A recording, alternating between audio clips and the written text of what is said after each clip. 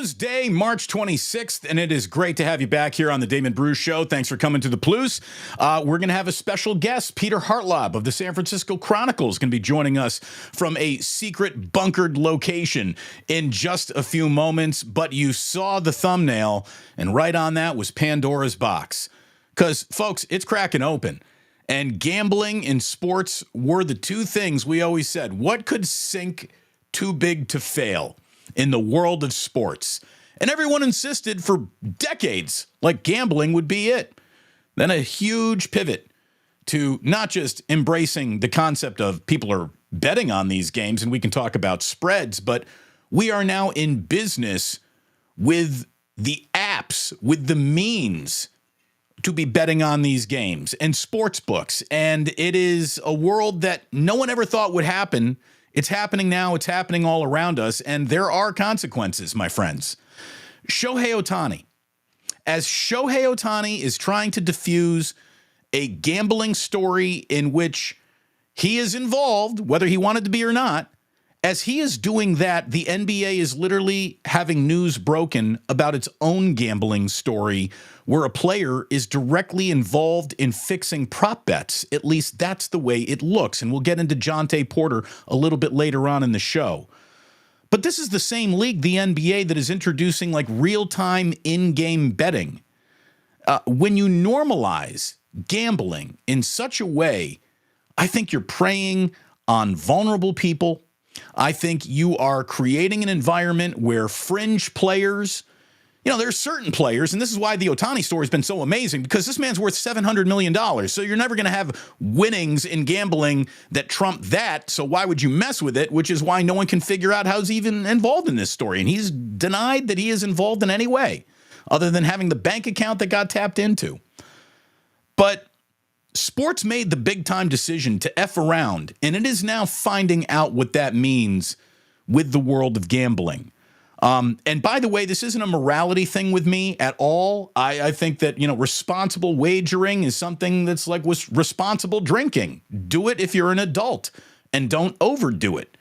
But the truth is, it's addictive. They are targeting younger and younger people to enter the gambling space. And it's just, I feel like there is a time bomb that is going to go off in the sports world, and we're having all sorts of little fireworks shows going off in the meantime. The biggest fireworks show being Shohei Ohtani. This Jonte Porter story is something else. In the last week alone, we got the NBA offering live betting in their broadcasts.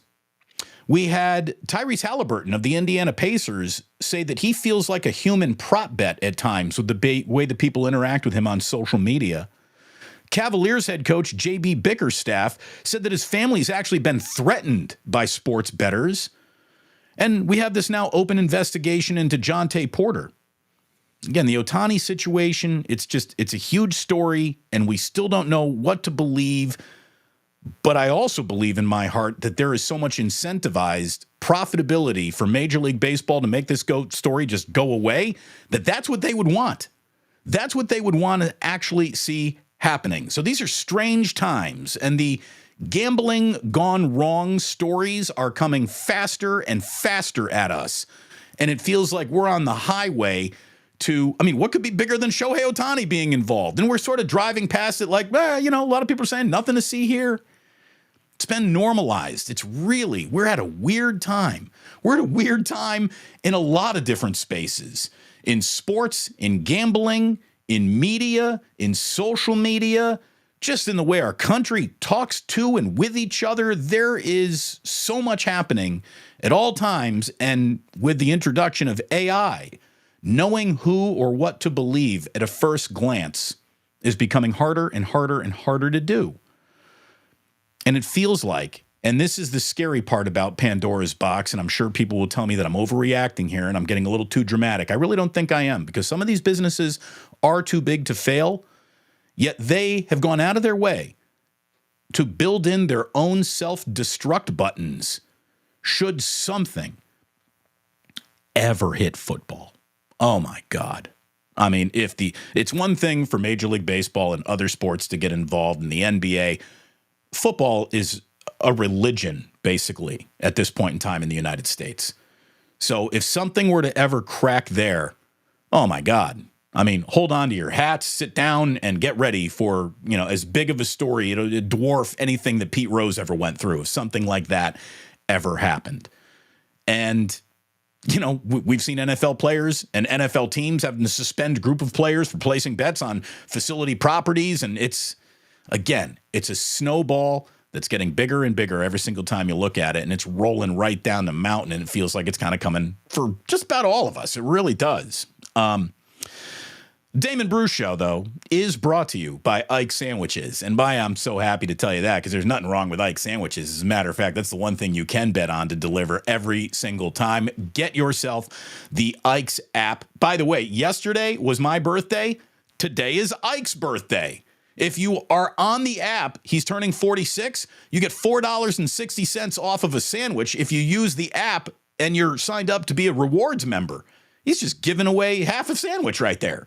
On his birthday, he's getting you a sandwich. That's my kind of guy right there. So happy birthday to Ike. Thanks to all the support that he has given this channel. Let me get up the logo. Boom. This is, hold on, there he is. Now he's up there. We have the cardboard cutout and we have this. And as you can see, we are surrounded by incredibly handsome, hairless men. And I think we actually need one more. And to be honest with you, after the Pandora box story, I feel like, we hear the phrase, my timeline needs a cleanse. Like, this show needs a little bit of a cleanse after an opening like that, and I've got the right guy to do it. Peter Hartlab of the San Francisco Chronicle is a pop culture critic. He's a man about town. He loves the Bay Area to the bottom of his heart. I mean, he'll give you 1,000 words on all the locations around the city used in So I Married an Axe Murderer. He'll document a 24-hour Muni run where he hits every single line.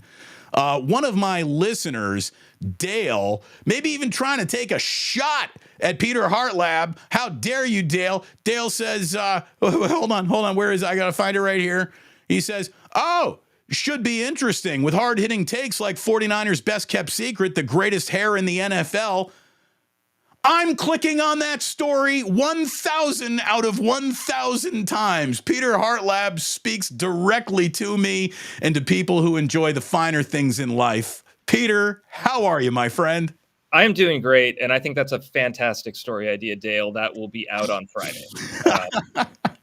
Yeah, and Ike, like, good-looking bald man. I also like how Ike is like, I go to spring training and I see an Ike's there. I see an Ike's everywhere. He's still kind of like a small businessman. He still has those vibes. So glad to see you and Ike hooked up like that. And glad to see you thriving, man. I've been enjoying this for the last few months. I see you more than ever. You're coming across my timeline constantly, and love clicking in, and love that you invited me on your show. Well, thank you. It was an easy invitation to give because you and I just bumped into each other, and I'm actually wearing a remnant I picked up that day. You and I bumped into each other at the A's Fan Fest, which was such a great day a couple of weeks ago, and we know that they're planning, an in-parking lot tailgate where they don't even go into the game. And it feels like the team is trying to subvert that by restricting hours of access to the parking lot, which used to not happen. But there's like this jaded, constant attack of their fans. You will not have fun on our property. You will not be welcome if you're an A's fan to an A's game. And these fans, whether they're screaming into the void or not, I don't even know. But I love what they're doing. I love what they're trying to do. And Peter, most of all, I love that they're savvy enough to have every single person who works on the Coliseum on their side. And they are now tapping into the media to, I think, facilitate action and response better than ever before. These fans are smart and they're learning. Yeah. And you know what? I feel like the more they get restricted, the bigger they get. I mean, when are the teams going to learn, whether it's with the A's or with Rennell, the more you try to shut down those gates, like, people don't have BART, like, they're not going to get there early. And I'm a Giants fan. I saw you at that event. I went there because I was so angry about what someone was doing to a team in the Bay Area.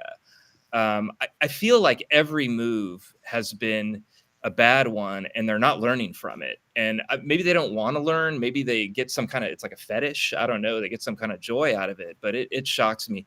I'm going to go out on this week. I'm going to go out there with my son. We're going to take BART overs, shut the gates. I don't care. I'll drive over to the Fruitvale station. It's one stop over. People in Bay Area can figure this stuff out.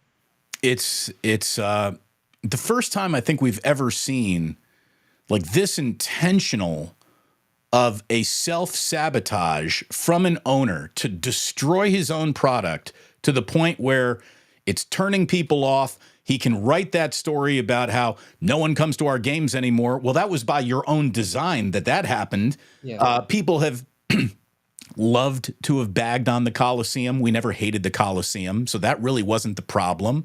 It certainly has gone under a level of decay that even no one could have expected. I mean, there's freaking possums in the press box, for God's sakes. But it's terrible what has happened to the Bay Area. It's terrible what has happened to Oakland with the Raiders and now the A's.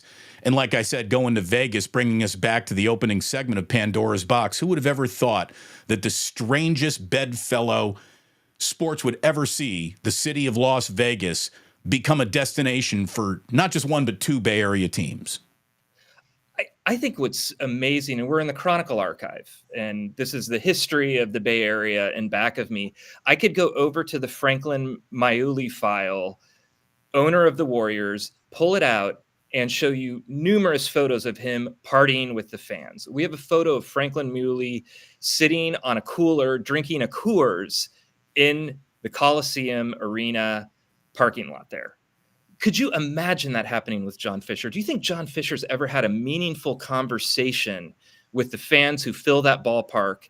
And forget that, Peter. I don't even think he has a cooler. Yeah. and you know, I hope we can retain the name. I mean, that's the biggest thing I'm rooting for. I hope we can retain the team, but I hope we can retain the name because they get the profits. The owners get the profits, but the fans get to tell the story. And that's what's happening with the A's right now. The fans get to tell the story. MLB may not want that story out. John Fisher may not want that story out, but that story is going to get out because we're in an age where we're empowered. We can go on social media. We can have a voice. As a journalist, I'm not on a pedestal anymore. I have to have interactions with people. And John Fisher does too, and MLB does too, and they're going to hear it. And I think this year is going to be glorious. I mean, these last dive bar and, you know, Oakland 68s, I mean, everything that they're doing it feels like I'm in a movie. It feels cinematic. You made an incredible speech up there a couple weeks ago, and that was a bigger crowd than I've seen at an A's game in years. So I'm looking forward to this year, but I'm just thoroughly frustrated by what's going on. I think the frustration is well felt and placed. And, you know, I'm a baseball fan like you. I'm like, baseball can literally pin me down, slap me about my face, steal my money, kick me in the nuts and walk away. And I'll be like, I love you. You know, I mean, I love baseball. I don't even know why anymore because it doesn't fit into my life, my lifestyle, my two kids running around. I don't have 4 hours to dedicate to anything these days but NFL games because it moves the needle so much and I am addicted. But it does feel like you and I are becoming harder to find. Maybe that's our similar age that we share. I have never, in the 20 years that I've been out here covering sports, Peter, and you've lived here your entire life, have you ever felt a more dead-on-arrival baseball season? And this is even with the excitement that a Blake Snell signing kind of infused into an otherwise ho-hum off season for most Giants fans. Yeah, I agree. I mean, what's happening with the A's is a different level, but with the Giants, you know, it's been a frustrating couple of years. Farhan Zaidi, you know, I expected more. I expected more continuity. It just feels like they're throwing darts. Some of those darts are coming back with Blake Snell and Matt Chapman, but I'll be there on opening day. I'm there every opening day, but I'm there because it's beautiful out and it's a beautiful park. And even that level, I mean, the park experience, I'm frustrated about that now too. So yeah, I agree. I can't think of a baseball season that I've been looking forward to less. Maybe 2 months in, you know, that'll Right. change. A 12-game winning streak changes everything, Peter. Yeah. Yeah, and those World Series championships by the Giants, I was going into those seasons with a lot of pessimism too. Right. So maybe something magical will happen. That's why we do this. But I agree with you. I can't think of a baseball season in the Bay Area that had a bigger cloud over it. Are you still a Giants season ticket holder? I know that you are looking to no longer be a 49ers season ticket holder after they've been in your family for nearly 3/4 of a century. I'm moving the money around, Damon. I mean, those 49er tickets got more and more expensive. My grandparents immigrated from Mexico in the 20s, and their first luxury, this is family lore, the first luxury that they had was 49ers season tickets at Kezar Stadium. Nice. What were their names? Tell me your grandparents' names. Luisa and Ramon. But they were sitting there, and my family was sitting there, and they'd travel for games. They'd go to the Rams games. That was part of our family history. And really, I think, two things. My grandfather was a Boilermaker. He joined the Union, and they got 49ers tickets. And I think those things made them feel like Americans. It made them feel like they were belong and a part of it, and joining this community. And generations later, we're more prosperous than they were, all of their descendants, but we can't afford the seats anymore. We've had the seats since Levi's opened, and they're really expensive for me. I love going with my son. He has a great time, so I pay for it. But now they're upgrading our section to a luxury section. They're doubling the prices of the tickets. So my money's going to, I've been going to a lot more college basketball. USF and St. Mary's is a great deal. I go to Giants and Warriors games once in a while, and I just got Bay FC season tickets. I will be a women's soccer fan down in San Jose this year. You just tweeted this morning a picture of this very funky soccer jersey. This kit, the parrots of Telegraph Hill all over it. That looks awesome. That's SF City FC. And that is they're like I don't know what you even call it. It's a USL 2 league.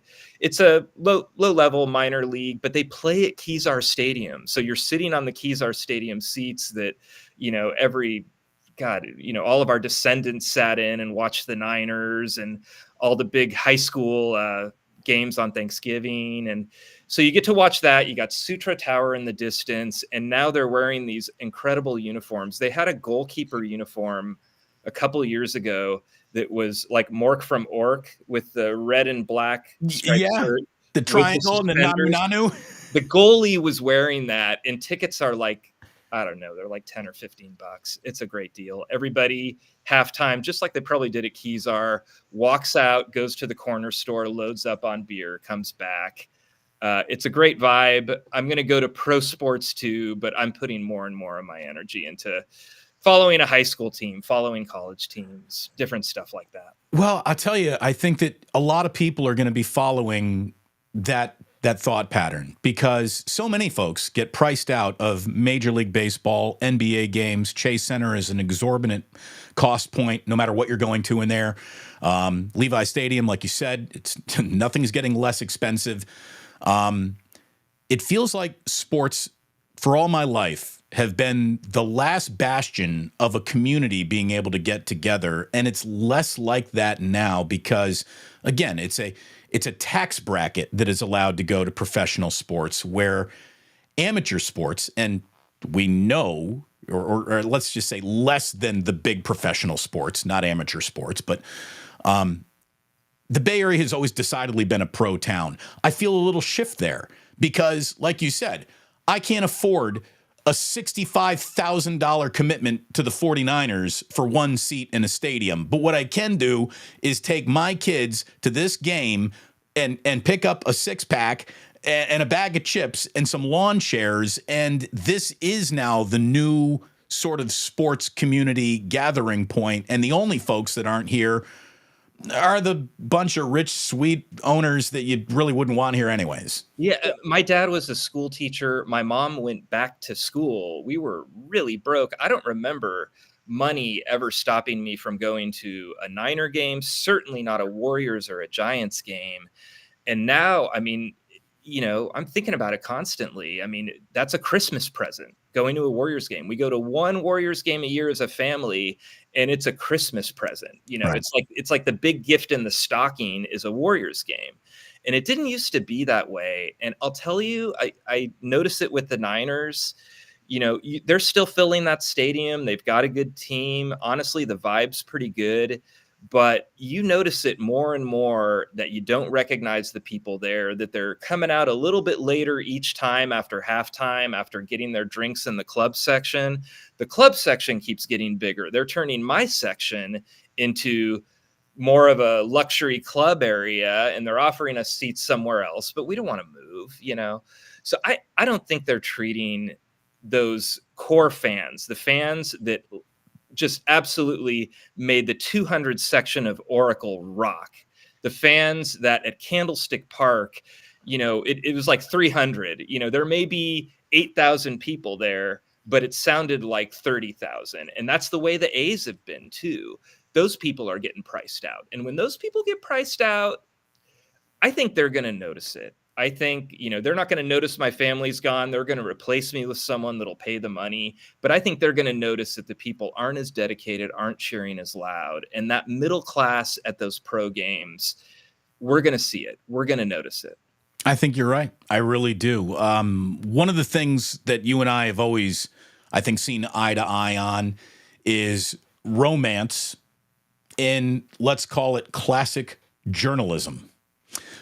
You are a journalist. You are talking to us right now from the archive room at the Chronicle, which is very, very cool, by the way. You gotta let me in there with you. Yeah, I got the Bobby Knight file right here. A lot of photos of him stomping on chairs, throwing chairs, a lot of photos of him yelling at players. I think that's Isaiah Thomas. That's Isaiah catching an earful, I think. Yeah. Game. A lot of victories. You love some of these. There's a lot of good moments here. I'm sure you lived through. But so Bobby Knight, great suits. Nice. Those jackets. They're not making those anymore. So Bobby Knight found Dean Garrett, who was the center on the '87 national championship team at City College. Bob Knight used to pluck talent out of San Francisco, and he would come and eat meals in North Beach and would go to Original Joe's. And there's a lot of Bobby Knight history in this town. So I'm guessing you got all kinds of stuff in there. How often do you find yourself just lost in nostalgia? I mean, that's basically your column. That's what you do. You get lost in nostalgia. Yeah, no, I mean, I got a story out today where I didn't know this. How do we not know this? That in 1992, the Chronicle sent a reporter undercover at George Washington High School for a month. It's the plot of Never Been Kissed, and it happened. And it's just like in back of me here. I found William Shatner riding on a killer whale at Marine World Africa, USA. People listening are going to remember Marine World, RIP. Were they promoting Star Trek 4 at that time? Didn't Star Trek 4 have whales involved? Star Trek 4. He was riding the high of Star Trek 4. And here's the amazing part. He's riding a killer whale, and it was for an environmental animal defense fund. That would never happen today. I was digging through prom photos once where I'm just like, I'm going to do some kind of crappy slideshow where I'm showing all the different prom photos and fashions through the years. And I'm flipping through, and the Chronicle, unbeknownst to me, had sent a photographer to my prom and took a photo of the girl that dumped me with her new boyfriend that's staring back at me down here 30 years later. Fantastic. So, and all the sports you can imagine. You gave me you were mentioning a few of your favorite players offline to me, and Dale Davis. Like, now I want to go find all our Dale Davis photos because his son's here. So a lot of Indiana Bay Area connections, and they're back here behind me. You got to come. I love it. I do. I would love to just dive into the file that says Grateful Dead or Fillmore on it. Holy shit! What that must just be a bounty of fun. I got right here Bob Weir. That's Bob Weir of the Grateful Dead, handcuffed, being arrested on a marijuana bust in 1967. Nice. It looks like the Victorian right on Ashbury. It's their Ashbury Victorian. The cops tipped off the Chronicle, and we went down there and took photos of them getting busted. And I heard Jerry Garcia was across the street looking through a window watching it happen. History in the Chronicle. I love it. I absolutely love it. Again, you and I, we share the same kind of journalistic soul. I used to love the ink that would be on my fingers after I read a sports page. I used to have a romance for newspapers. I was a paper boy, and obviously I had a romance for radio. It's where I came into the city of San Francisco, and it's where I spent nearly 20 years. Uh, had I not been laid off, April 1st would have been my 10-year anniversary on 95.7 The Game. But obviously, radio, like newspapers, is losing that lifeblood of advertising to the internet, and we're just watching it all kind of decay, and everyone's trying to do more with less, with fewer qualified people to do it. Journalists that evolve live. Those who don't die. But it feels like even if you're trying to evolve, the hammer of new media could still come down on you. What is it like working at the Chronicle now as opposed to 15 years ago? And by the way, 15 years ago, everyone was saying, like, this is bad, this is bad, this is bad. What is it like now? Because I talk to a lot of friends at radio stations, Peter, and they just say that everyone is miserable. Everyone in the hallway just looks at the tips of their shoes as they're walking down it. There's like no fun in the hallway anymore. How's it for you? It's been a wild ride. I mean, the big difference is I came in as a print journalist. There were broadcast classes. I didn't take them. And then got a couple years into my career here, early 2000s, I realized I should have taken those.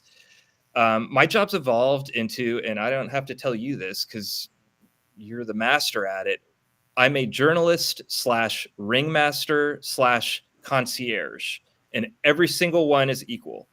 I'm a ringmaster. I've got to bring in a lot of voices. I see all the comments coming up here and I'm reading them. I mean, that kind of multitasking is what's required of our jobs now, because it's not us on a pedestal shouting down to people and that's our jobs. It's us being a facilitator so that other voices can get in and be heard and be part of the conversation. And that's good. What people figured out is that I'm not that good at my job. They have really good takes too, and I've got to incorporate that in. Concierge. So much of my job now is taking requests. I put it, in my tweets. I put it X's. Sorry, I don't know what they're called now.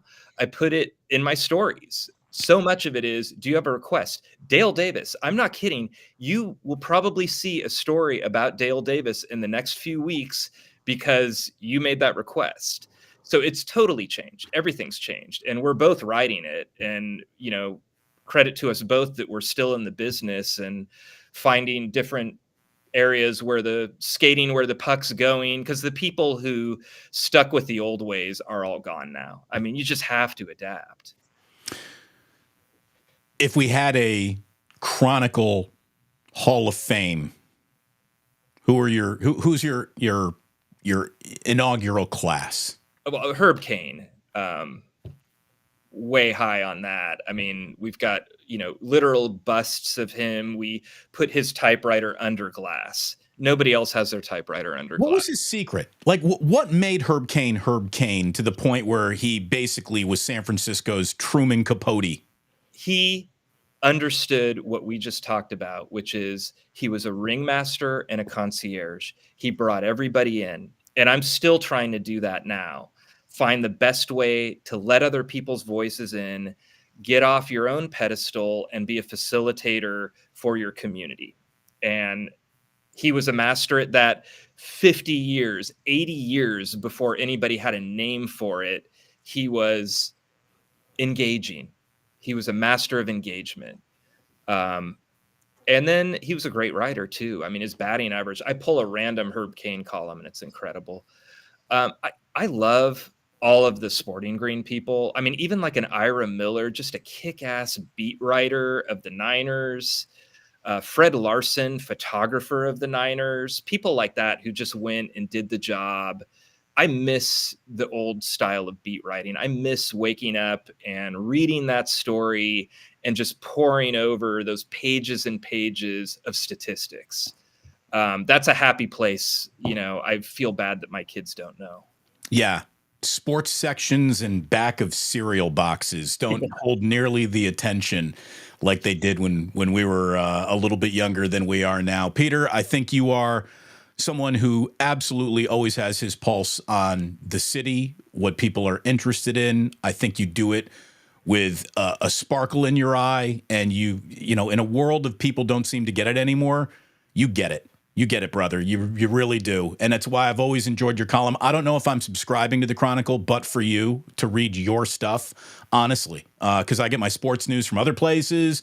Mostly, I'm coming up with my own thoughts. I go out of my way to avoid people's columns, so I'm not plucking from them at times. I want my opinion to be my opinion, not influenced by anybody else. But when I see you are behind something, I click on it every single time, man. You're great at what you do, and you certainly don't get into journalism these days for compliments, and there aren't many going around. So allow me to end this by giving you a compliment. I think you one day will find yourself in the Herb Caen San Francisco Chronicle Hall of Fame, and it'll be deserved. Well, I appreciate that. And right back at you. You do the hardest thing, which is, and you did it for years at nights, and I listened to it, which was doing it by yourself and engaging in a way that was natural.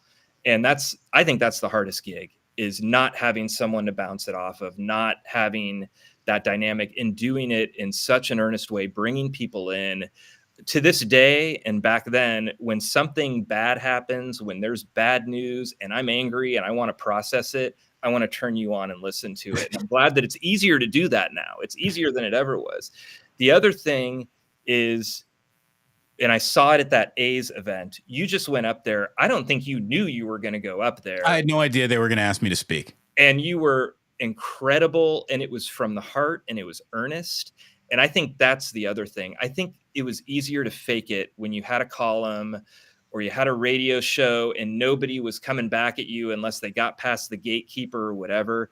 I think now in that ringmaster concierge age, if you're not earnest, if it's not coming for your heart, people are going to see through it. And that event was from your heart, spontaneous, and it was great. Well, there was nothing but heart at that event, and it was awesome to see you there. Thanks for flagging me down. And again, you had your hat on, you had your sunglasses. I didn't recognize you at first. I even thought, I'm like, who is this? What's going on here? But it was great to see you. I'm so glad that we connected. And man, I hope we do this again sometime. Please let me know about the stuff that you're working on. I always find it fascinating. You're always barking up my tree, man. All right, and we'll get you here in the archive. You're going to love it. I'd love There's to. So much to see. I'd love to. That feels like a YouTube video unto itself. Thank you, Peter. Great talking to you. Great talking to Peter Hartlab of the San Francisco Chronicle. Just a super guy and a guy who gets it. And he's so right. Journalism used to be, hi, I'm a journalist with a capital J, and I'm smarter than you, I'm a better writer than you, and I'm going to talk at you, not with you. And modern journalism is the total opposite of that. It's not only engaging, but getting information and processing information, like Peter said, taking requests. I mean, look at what we do in the chat. Look at how much we've gotten to know each other over here. These people who, you were avatars and names to me about a year ago. A year into this, we're all friends now. It's an incredible little community that you build together, and it's just an evolution of the way it all works. And the way that it used to work does have a romance attached to it, like all things that have, turned into bygone memories. There will always be a plucking of that heartstring that, no tweets will not pluck your heartstrings. They won't. But man, those old newspaper columns, they sure did. And I do. I used to attach romance to journalism, and now it seems like we go out of our way to attach skepticism and anger to journalism more than any concept of romance. I guess I can take these off now because we're done talking to Peter, but I'm really glad that he could stop on by. We were working on that for a while. I'm glad that we were able to get together, and I think we should have Peter back more often. And we do need to know every single location that was used in this city for So I Married an Axe Murderer, which really, outside of Vertigo and The Rock, might be the greatest love letter to San Francisco ever. Cheers, sip of the day. That's official. Let's get to a little Niners news, shall we, here on this Tuesday, March 26th. Kyle Shanahan spoke to NFL assembled media at the NFL meetings in Orlando Lots to take away. First of all, we have a little bit more clarity on what Brandon Staley's role is going to be with this team as assistant head coach. He's going to be putting in together he's going to be installing game plans more than he's going to be involved in game day decisions. Oh, speaking of decisions on a game day, this game day, I want you to go get lunch at Ike's, and there he is. Thanks for the birthday wishes. Indeed, Ike, happy birthday, my friend. So good to see you. Thanks for everything, as always. Lots of love going to Ike. But Brandon Staley is now going to be, a little bit more of just an extra set of eyes on the game plan, on getting ready. He's not here to install a 3-4 defense and be the shadow defensive coordinator over Nick Sorensen. So, a little bit more clarity on the power structure of the 49ers is what Kyle gave us. A second set of eyes is kind of the way to think about Brandon Staley. He is very excited. Kyle's very excited about a full offseason of Brock Purdy. He hasn't had Brock Purdy for an offseason yet. You don't have an offseason before your rookie season. He hurts his elbow in the NFC Championship game, so poof, there goes that offseason because of surgery. And now he gets Brock Purdy, who took significant steps forward without even an offseason. And now he gets a full offseason of working out and developing more and better under Kyle.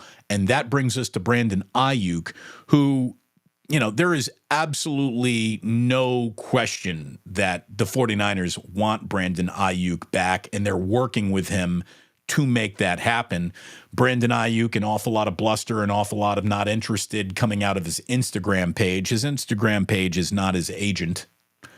So kind of disregard all of that. Again, anger at team you're negotiating with in a public space is now just like an opening gambit to modern negotiation. So I don't think we can look at what Brandon Ayuk is gramming about and think that's going to happen. I do think the 49ers need him back, and it sounded an awful lot like that step forward for Brock Purdy in Kyle's mind was tied to that.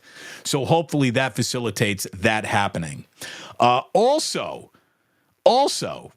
and this feels like it could be a Peter Hartlab column, Dre Greenlaw's Achilles was not the only Achilles to pop in the Super Bowl. Defensive back coach Daniel Bullocks, who we also learned was an interview for the defensive coordinator situation opening, is going through physical therapy to repair a torn Achilles, which he says he sustained early in the third quarter when Jair Brown intercepted Patrick Mahomes, and he jumped up and down. And so we have two non-contact Achilles injuries in the Super Bowl. Dre Greenlaw running onto the field, torn Achilles. Defensive back coach jumping up and down, celebrating an interception, ripped Achilles. And by the end of the game, apparently he could tear, it wasn't a clean tear, because if your Achilles pops, like pops, you can't walk. Like your leg doesn't work no mo when that happens.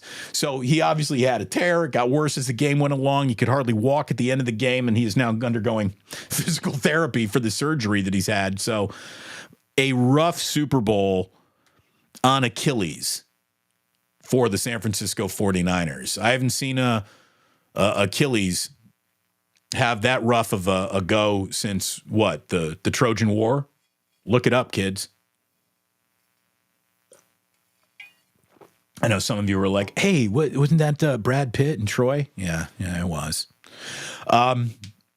Other bits of NFL news that are certainly interesting.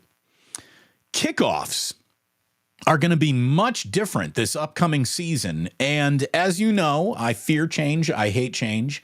I wish the NFL would agree that it needs a decade-long, just halt of any changes to its rule book. I think that pursuits of player safety and rule changes are window dressing for a problem that could only be solved with better medical care and, making sure that every single guy who takes a snap in football has medical care for the rest of their life. If you really care about player safety, care about a player when his career is over, not before they even get to the league. That to me is the right way to do it.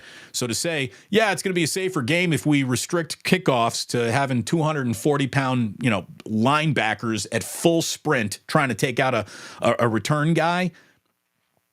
Okay. But the game's still dangerous. And I don't know how much safer you made it. So basically, kickoffs have become what is now going to be known as like a hybrid kickoff, where you're going to have the receiving team and the kicking team lining up on the receiving team side of the field. And there's like a 20-yard buffer between the return team and the kicker still kicking off from where they always kick off.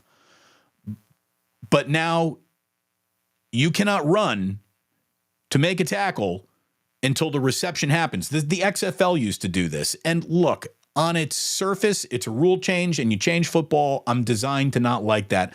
I actually don't have a problem with this. I actually think it could provide an awful lot of entertainment in this upcoming season because kickoffs had basically just become ceremonial touchbacks. And for the, what about the onside kick crowd? What about the surprise onside kick crowd? That was such an infinitesimal percentage of special teams plays. It being eradicated, I don't think is going to be felt or missed that much. We're going to have some special teams razzle dazzle. You're going to actually have special team kick return trick plays. There's going to be some reverses, triple reverses, quintuple reverses. I mean, we could see some real Texas high school football level trickeration now in a return game than ever before. So you can go and look at, Adam Schefter and guys explaining on video. It's a little harder for me to explain just talking about it. Then as soon as you see it diagrammed, you look at it and you go, well, that's new and it's different, therefore I hate it. But this is actually something that the NFL might have gotten right. And they didn't get it right because it makes the game safer. Like, to me, that is a pursuit of an illusion. I don't think you can make football much safer. But this is actually going to open up more special teams razzle-dazzle than the lack of special teams razzle-dazzle because the kickoff essentially became a ceremonial touchback. So I actually think the NFL might have gotten this one right. Again, we'll need to see it in play over the course of the season to know what really happens, but it could be interesting. I don't hate it.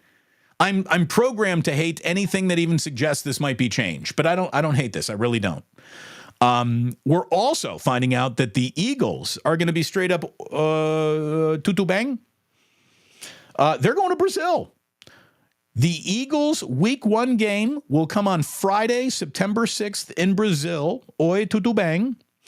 And brush up on your Portuguese, everyone. It'll be exclusively streamed on Peacock. Again, we knew that the NFL was going to give some more exclusivity to some of these streaming partners. So there it is. Week 1 in Brazil. The Eagles are going to be streaming on Peacock. We don't have the schedule out. Don't know who they're going to be playing, but it's going to be Eagles Week 1 from Brazil. The NFL has also moved the trade deadline back to Week 9. So it's going to give teams a little bit more time to work on an in-season trade, which, again, when I was a kid, there was not like the NFL trade deadline wasn't like baseball's, wasn't like basketball's. It kind of came and went with very little happening. Now the NFL trade deadline has become a bigger thing. More teams are getting more aggressive to add the right player at that time. So this will give a little bit more time. I don't mind it. Christmas Day is no longer the NBA's. As a matter of fact, the NFL has declared a hostile takeover to the point where if the NBA were smart, it might just start giving teams the day off on Christmas Day. The NFL is going to suck all the attention the NBA used to get almost all to themselves right out of Christmas Day. The NFL had so much success with Christmas Day ratings in 2023 that they're coming back with 2 games for you on Christmas Day in 2024. And that's going to kick off a block of football where we're almost getting it each and every day. The NFL's hostile takeover of the NBA's marquee afternoon is now official. The NFL is going to have 2 games on Christmas, December 25th, which is a Wednesday. So we're going to be getting Wednesday NFL, a double shot of it. And then, of course, you will have on the 26th, Thursday night football. On the 28th, which is Saturday, because we're getting closer to the end of the year, you're going to cut a couple of NFL games, move to that Saturday. And then on the 29th, it's that Sunday. Sunday always means football. And then on the 30th of December, that's going to be Monday, and they're going to reserve a Monday night football game to put the cherry on top of the holidays. And then all of a sudden, there you are. It's December 31st. It's New Year's Eve, and we're going to have ourselves college football quarterfinals. And then more bowl games as college football quarterfinals will be coming up on January 1st as well. So there is a block of holiday football where you're getting an awful lot of football in like a 6-7 day span. And, you know, again, if player safety really meant anything to the NFL, it wouldn't be doing things like this. But the amount of attention and money and profitability generated on Christmas was so intoxicating that they're coming back not just for more of it, they're coming back for all of it. You don't want to get in a shoving match with the NFL. It's coming. So very, very interesting news around football. And we will have more on all of it and how it affects the 49ers and more on Kyle Shanahan talking about what he sees this offseason and what 2024 looks like as he's sitting at the Orlando NFL meetings when Larry and I are back at this on Wednesday morning, 8:30 a.m. live on YouTube. We will have Wake Up for you, and we will go over everything. I want to get back, though, to Pandora's Box, since that was today's thumbnail. I want to get back to Pandora's Box for just a moment to talk about what is going on with Jontay Porter, who, let's face it, is an NBA player you probably didn't even know about or hear about until you saw his name in headlines yesterday. Again, just coming up right as Shohei Ohtani is trying to explain away his gambling situation. We have the NBA giving us something that is quite juicy. It really is. As a matter of fact, the only thing wrong with this story is that Jontay Porter is the focus of it, a player who is no regard whatsoever. He is the brother of Michael Porter Jr., though. He is, and this is where gambling will tempt a professional athlete, because when the gambling winnings could actually trump what you could make because you're more of a fringe professional athlete, maybe you're a little bit more subject to giving in to temptations. He's a G leaguer. He bounced around the league. He got a 2-way contract this past year from the Toronto Raptors. Has played, 20-ish games for the Toronto Raptors. But on January 26th and on March 20th, not just one person, but a group of people started hammering Jontay Porter prop unders, points, rebounds, minutes, betting them individually, tying them together as parlays. And you had people trying to lay down like $20,000 bets on websites where it's capped at like a $2,000 maximum. So you have all these people who don't do betting to the point where they don't really know that I can't even bet this $20,000, trying to unload huge sums of money on Jontay Porter prop unders. So right away, red flags start going up right there. On the day that those unders did get played, it was reported that the Jontay Porter prop was the highest profitable bet of the day. Again, nondescript player from a team in Toronto getting unders hammered like whales around the gambling world are gambling on it. it just didn't add up. So red flags go up. And then in the piece de resistance, the chef's kiss of this whole story, is Jonte Porter checked into those games and checked out of both of those games with mysterious illnesses. Or one time he claimed like his contact came out, his eye was bothering him. The other time it's a stomach bug, coach. I got to go back to the locker room. I think I'm going to throw up, whatever. So all of his unders in those days where the action on him was super heavy, all of them hit. And they were games that he excused himself out of. So the NBA is now investigating this. And the sleuths of the internet are also all over this. I saw a link to a Discord, which is like a private chat where basically Jonte Porter is telling people, these are your plays tonight. It's amazing.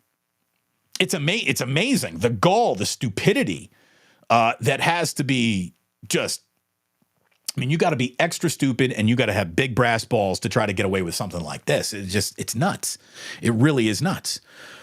So we are going to keep our eye on that story. Maybe that story makes life a little bit easier on Ichiro. And again, I put out a video yesterday, and people don't believe me when I say I want to believe him. I just don't believe the circumstances. And people are coming at me like, well, Damon, some of these people, professional athletes, are so busy being professional athletes that they hire other people to manage their money for them and do their banking and their everything. I get that. I really do.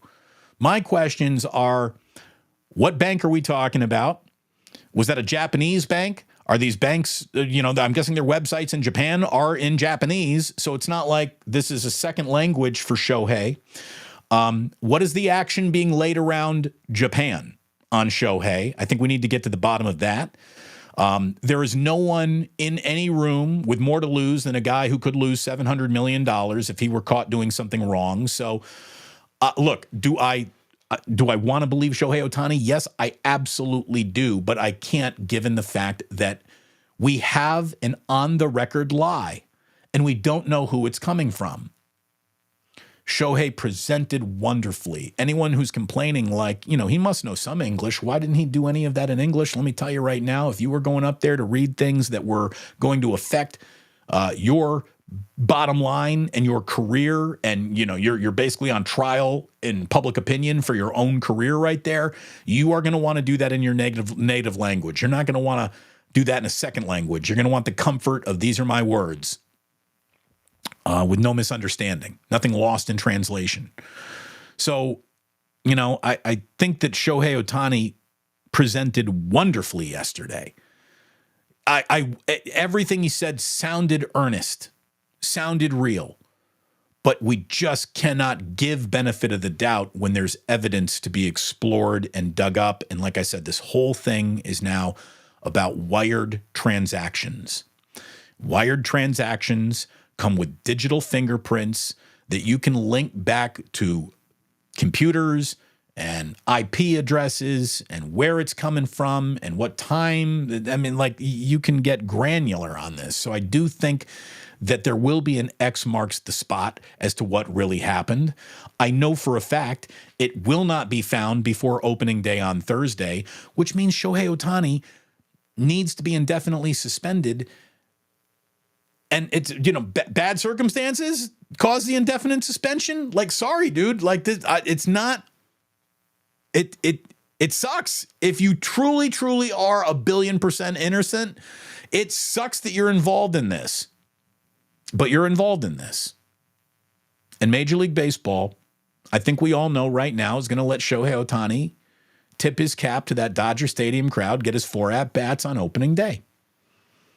I don't think Major League Baseball has the inclination, the guts, and has zero financial motivation to do anything other than clear him instantly, which makes me doubt the entire process even more. And, am I overly cynical or suspicious? Maybe, but I think other people are overly naive. You're rooting for or liking Shohei Ohtani can't be factored into this. I like him too. There is a liar in the room, and we don't know who that liar is yet. Full stop. So, something needs to happen, and nothing probably will. Pandora's box. It's here. It's cracking open.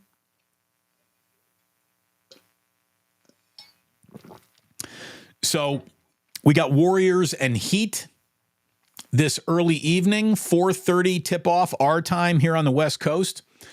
And all I can tell you is that Steve Kerr is, you can't go about playing Steph Curry just 30 minutes anymore, Steve. Give him the fucking night off. Or what are you hammering Steph Curry unders? I mean, here's the thing. When you play Steph Curry just 30 minutes, not only do you have no rest for Steph baked in, but that's probably not going to be enough to get you over into the win column, which means you just wasted a night. No master got served. If you want to rest Curry, rest him. Any single time he is in a game, you should be chasing wins. The Houston Rockets are in that rearview mirror now, and objects are closer than they appeared about a week ago. The Warriors are going in the wrong direction. The Rockets are coming in the right direction. This is a tough stretch right now. They just, I think they're going to lose tonight. I think they're going to lose in Orlando, and then you're off to Charlotte. Warriors are in the wrong direction. And at a time of the year where they're like, oh, we got connectivity problems. Like, you can't afford those anymore. You needed to have solved that by now. It's not like you did anything at the trade deadline, which would have been the difference or the mix or the reason. This is every single guy on this team has basically been here since fucking training camp. So why isn't it connected? Because he maybe didn't do enough at the deadline? I'm just telling you that this offseason for the Warriors is going to be a referendum on how all of this ends.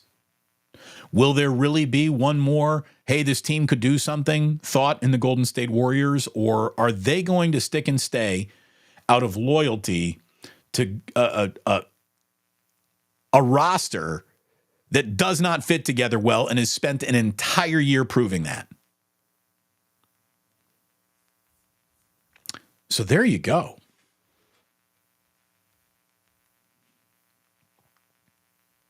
Chef A. Wonder how the concept of fake news did to our journalistic integrity. Yeah, again, when you have people just claiming everything is a lie, that's what people start to believe. Again, manipulating the undereducated is something that political parties use. And I think it's something that gambling is using. Gambling is not even offered up as like, hey, this is as addictive as alcohol or cocaine and could ruin your family, as much as it's offered up as, hey, with every $50 that you spend, you're going to get an extra bonus wager. And if you hit that, you're going to get 10 times the payout. Like, you can't go wrong. Risk-free. There's nothing risk-free about gambling. And I just think that we are still on the launching pad of how bad this can all get.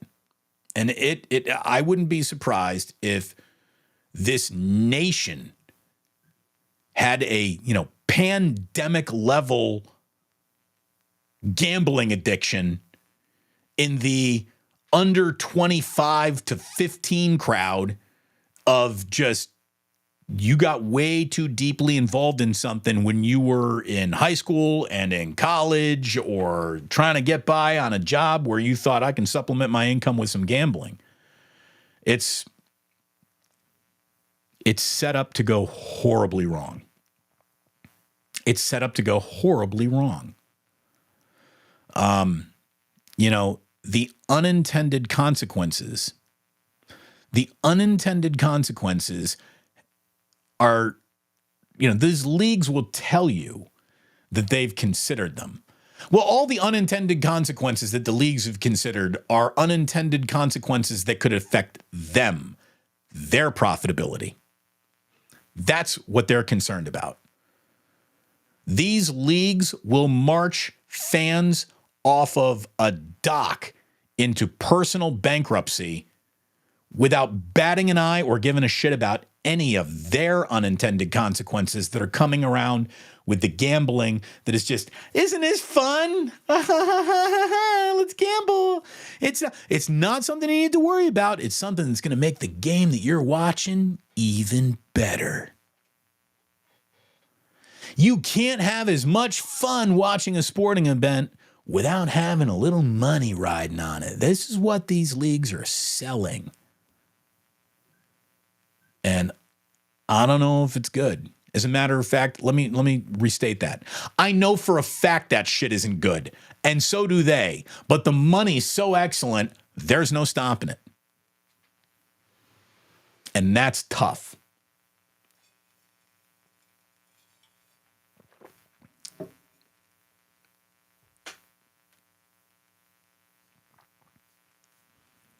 Are you ready to do a little Club Plus? You feeling it? Good.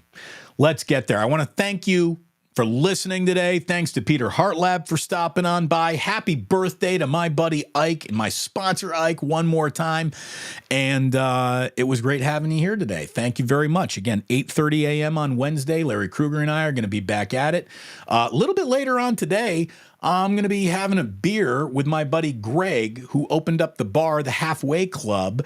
And we're going to go ahead and try to drum up some business for this fantastic, absolutely San Francisco down to the socks bar as you're going to find anywhere.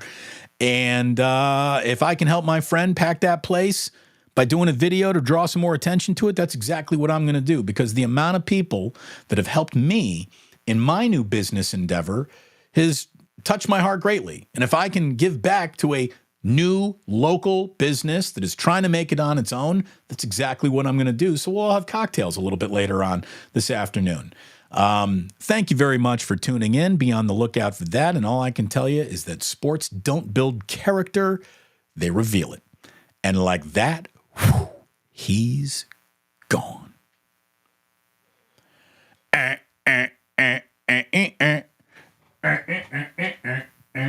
Here comes the squeaky disco ball, everyone. Sorry, haven't gotten that fixed yet. I told Jillian we need to get a new LED kind of disco ball thing that doesn't squeak.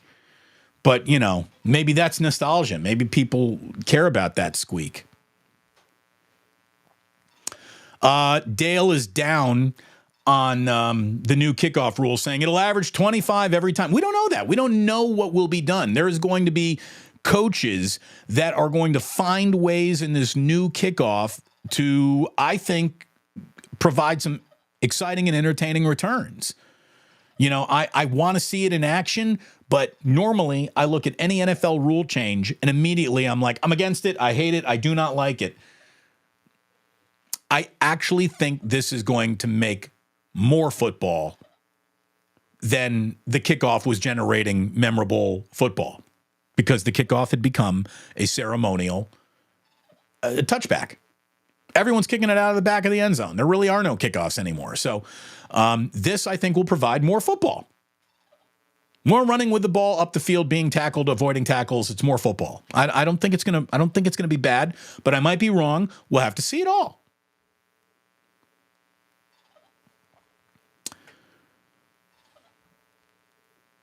I'm a peacock. True blue forever. You are a beautiful peacock. You really are. But yeah, we're going to have an exclusive game. Dale again.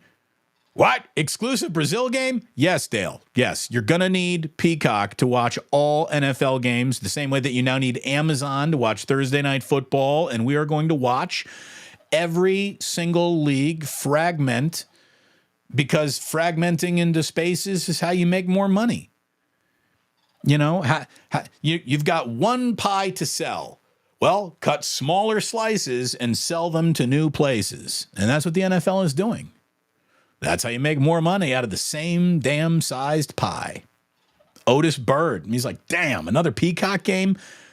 There's going to be an awful lot of Peacock. I'm just telling you, kids, wait until the Super Bowl's on fucking Peacock. It's going to happen. It's going to happen.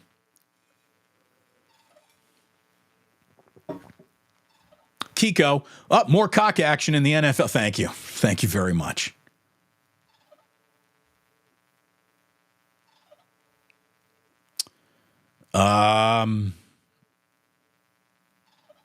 Yeah, we're going to have Wednesday NFL games. Wednesday NFL games once we get to, football on Wednesday. Football on Christmas, which is now, again, 2 Christmas Day games. I mean, I'm not going to be upset at them. I don't want the Niners playing the Ravens again on Christmas. Let's not do that.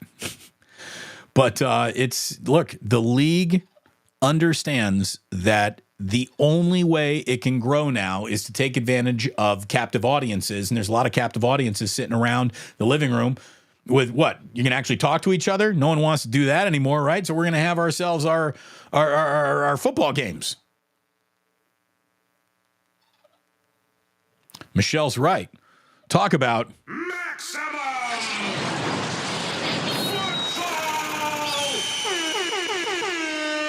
Yeah, we are absolutely going to have maximum football there in a big stretch. What else we got going on? Joji says, Japanese media is brutal and unforgiving. Ippei will never find employment in Japan again. Well, I mean, he lives in the United States, so maybe that won't be a big deal for him. I don't know. But when Shohei Ohtani and the entire world that is the Shohei Ohtani empire has put you in the crosshairs as a bad guy, it's going to be tough to shake that reputation. There is no doubt.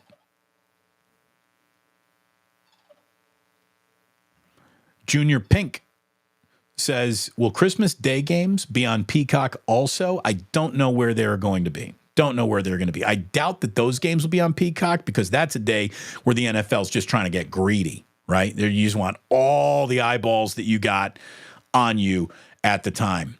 Kaiser in Gilroy, De Kaiser and Der Gilroy. By the way, Kaiser, I got the copy of the Bigs that you sent. Thank you very, very much. I was in this video game years ago, and he sent me a copy of it saying, you got to have one of these.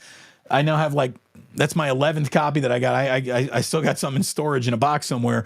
But thank you, Kaiser, for thinking of me and hopefully getting something out of a 99-cent bin for doing that, and the very nice card that you sent along with it. I appreciate it. There should be flex scheduling for a Christmas game, a tank bowl. If you want the 2 worst teams, you should play that night. Let's see how many addicted junkies will watch. The truth is, if I were the NFL, I would do that. I would take less than interesting games and put them up on Christmas Day because you got a captive audience. The choice between an NFL game, no NFL game, you don't need to. Look, the Cowboys are going to get big eyes no matter where you put them. The 49ers are going to get big eyes on them no matter where you put them. Like Jaguars, Titans might not be super sexy, but that's the game that would never pull in a crowd of more than 50 million. And on Christmas, maybe you could. It'll be interesting to see who actually gets that game. Those games, pardon me. It's not just a game on Christmas. We're going to get 2.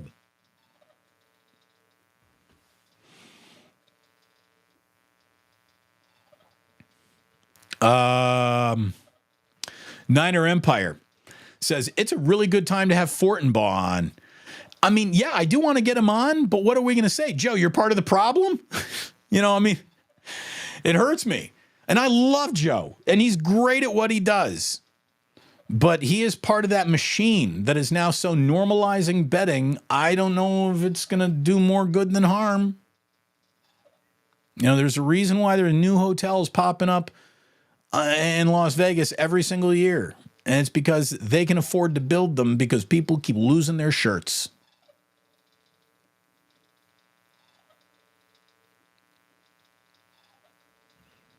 Talking about Jonte Porter says, I bet his friends made those bets and split it with him. Well, yeah, that is sort of what triggered the gambling alert on all of this. You've got an a hard to understand amount of action on an obscure NBA player coming in at levels which let these gambling sites know this is a novice. This isn't a routine bettor. This is someone who's coming in here for a quick payday based on information that they've been given or think that they have. And that's when red flags go up.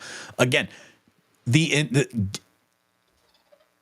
gambling shenanigans is easier to find in money being wagered and how it's being wagered than it is in any forensic exam of, is this guy tanking a game? Did that guy intentionally turn the ball over? Is he missing threes on purpose? It's easier to track the way the money moves. And that tips off gambling something's goofy more than anything.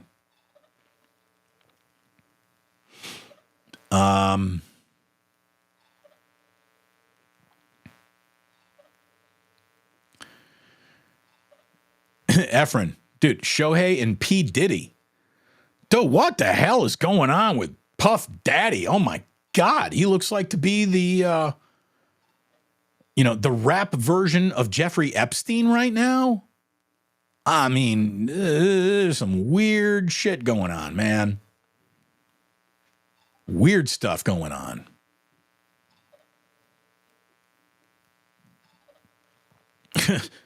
P. Diddy was branching into new revenue streams. Dude.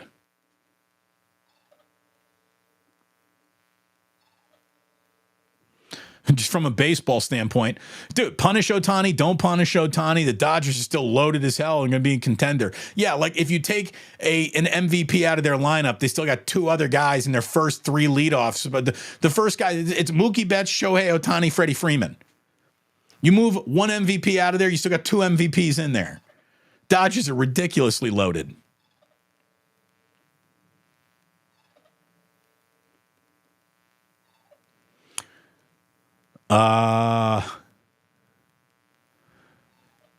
Barstool wants to hire Jonte Porter. Well, yeah, that's the thing. Barstool wants to just be able to laugh everything off and tell you ha ha ha ha ha, and isn't gambling great? Like Barstool, a big part of Barstool's business model is come sweat these bets with guys watching games on a couch, and it works for them. So yeah, bringing a good guy or a bad guy into the room, they don't care as long as it's gambling and action and they can talk about it. And yeah, sure. Yeah, I get it. Again, I'm not holding it against them. T from the 203 is going to be running the board for the Miami Heat playing the Warriors tonight. Stop calling it the MLB. It's Major League Baseball, not the Major League Baseball. The MLB, that needs to be stamped out of baseball before John Fisher even does. Major League Baseball is gutless, Damon. They don't want to be the bad guy. Oh, no, they do not want to be. They've got a golden goose. His name is Shohei. They don't want to kill the golden goose.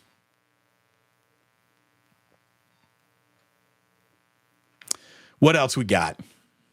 What else we got over here? Oh, maybe he's not running the board. There you go.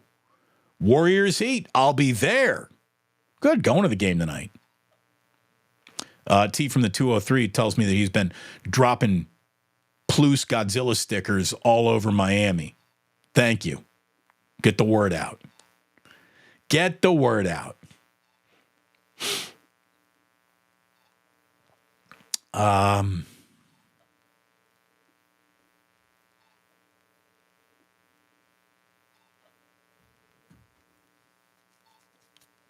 Joji, again, in Konnichiwa, says, more questions even after the Shohei Ohtani statements.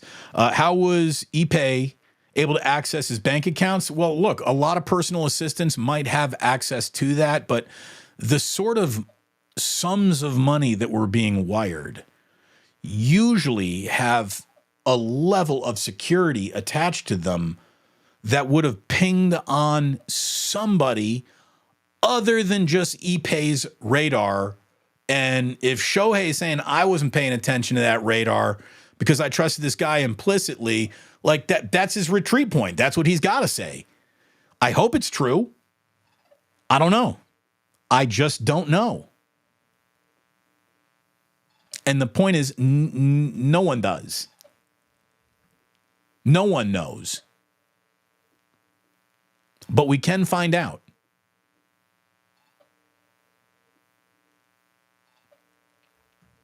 Efren. P. Diddy singing, I'm leaving on a jet plane. Was he on that plane? Is he in the Bermuda? I don't know. But that is weird. Michael Diaz says, Damon, remember when the Chris Carter thing, he got canceled for telling rookies to have a fall guy? Since there have been many examples of pros using fall guys. Absolutely. Absolutely. Everybody needs their Greg Anderson. I mean, I don't know if you're going to go to prison for somebody, but everybody needs to point out and be like, no, it wasn't me, it was him.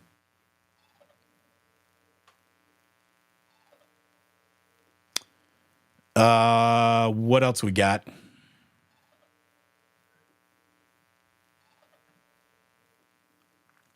JJ Rader. Too late, Damon. They're barely starting to ban gambling in video games. It went on for too long. That age group already has a gambling bug.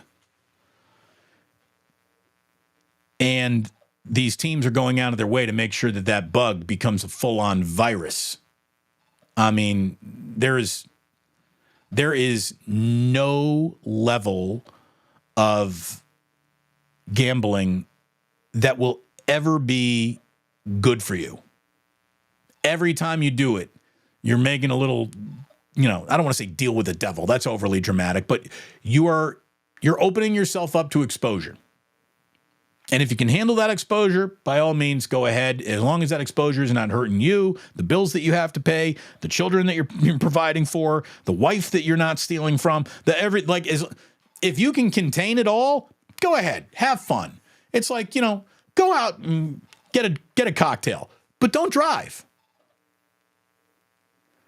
It feels like gambling at this point is saying not only can you have the cocktail, but you should drive home as fast as possible afterwards. Like, there's just no governor on this. It's bet ESPN, DraftKings, FanDuel, everything. Bet. You need to bet between every single game and every single commercial. It's go bet with me. You go online. Who's your favorite player? Well, my favorite player is LeBron James, and LeBron James is starring in a DraftKings thing. You want to bet like the king, win like the king, wear the crown like the king? DraftKings, bet. LeBron. Oh, okay, I'll do that. Because LeBron wouldn't steer me wrong, says some, 21-year-old from Ohio or something. I don't know. It is like these leagues have gone out of their way to build in their own self-destruct button.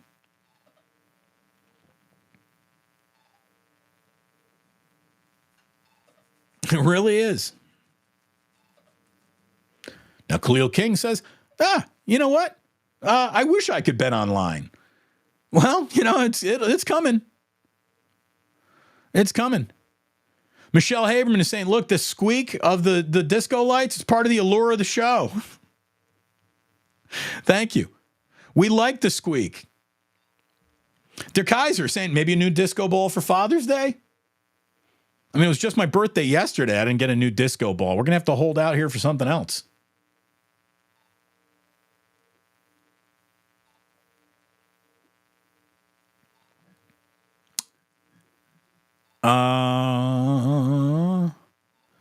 Here you go. Ike, I got hooked into gambling on football when I was a freshman in high school. Was down a couple $100 and I felt like I wanted to die. That was quite literally the last time I gambled on the NFL. How many kids are going to find themselves quickly in a situation they would rather not be in? And at that point, again, you go into mom's purse and you steal from her. These are unintended consequences that, these leagues don't give a shit about because it's not going to affect them. But how it affects you, your family, the relationships that you have, the sneaking around, it's just, man. There was a reason why we kept gambling on sports basically in one city in America. And that was it. And it was harder to do because that shit was dangerous.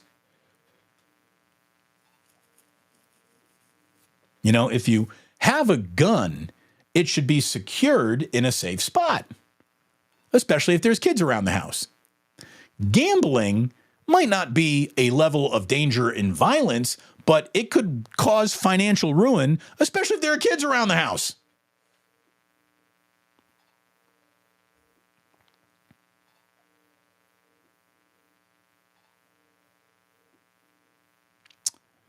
What else we got?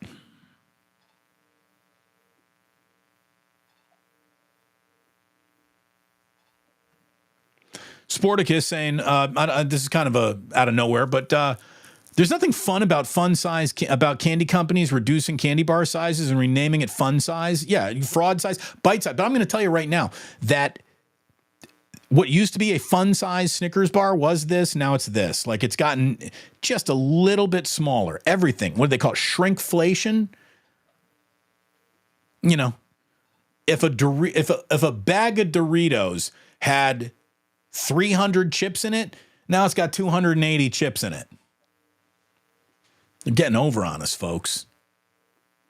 They are getting over on us. The man.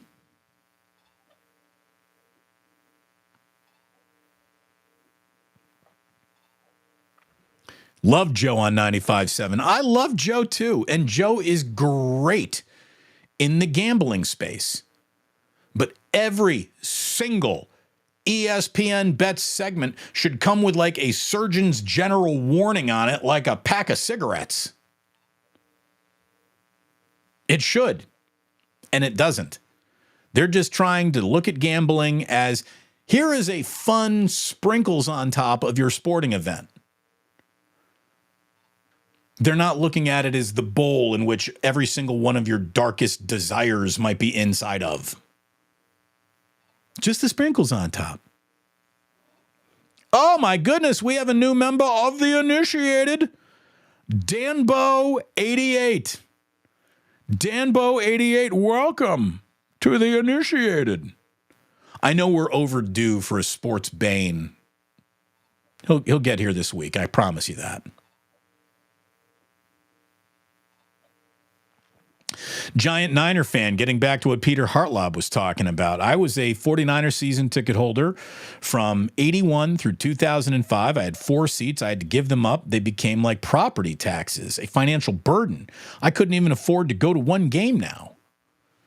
Look, there is more noise and there is a better game day experience now in Levi Stadium than there was in the beginning of Levi Stadium. But Levi Stadium in the beginning was the only bit of real estate in the Bay Area that was losing value, because whatever you paid for a seat, you couldn't even give those away during like the Tom Sula, Chip Kelly era coming into, and until Kyle Shanahan was running things the right way, that park, that stadium,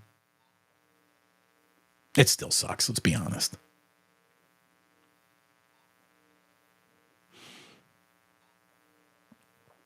All right. There you go. Damon, I am off today. It's the one game a year I go to as a fan. There you go. Enjoy. I hope you get more than 30 minutes out of Steph Curry tonight.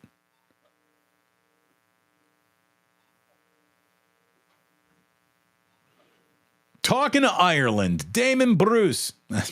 How you doing, lad? I don't know that word. From Kerry, Ireland. Ballymasalagat. Tralee County. Is that a real? God, you Irish are just crazy. But there you go. It's good to have you, Patrick O'Brien. Thank you for watching.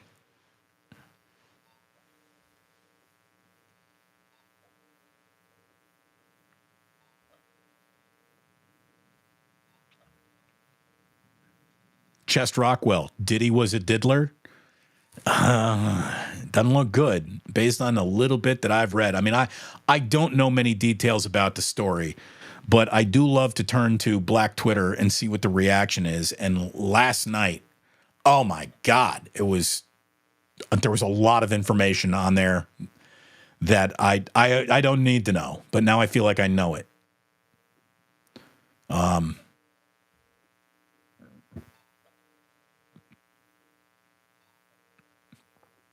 Sporticus said, look, no matter how this turns out, Ohtani's pristine image has been tarnished. Again, it's I agree with you. There are going to be jokes forever. Shohei went 0 for 4 tonight. Must have had the under. I mean, it is going to follow him, whether he is completely exonerated or not. It sucks that he got sucked into this story. But his level of innocence of being sucked into this story is something that just on the surface of every single gambling issue I've ever seen or been through or knew about, there are things that just don't pass the smell test. And it's because of the personal relationship that he had with his interpreter. Again, people even came at me on Twitter and saying, hey, hiding addictions is something that people get very good at. It's one thing to hide an addiction where you can run off to the bathroom and do it, but if you're a diehard gambler, you are in your phone at all times. You are around sports, talking about sports at all times. It's nuts.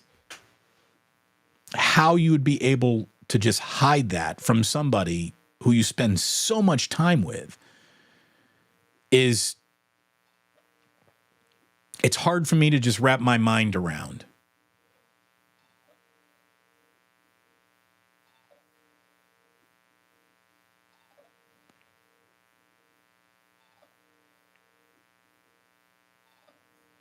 Again, look at this. Here he is.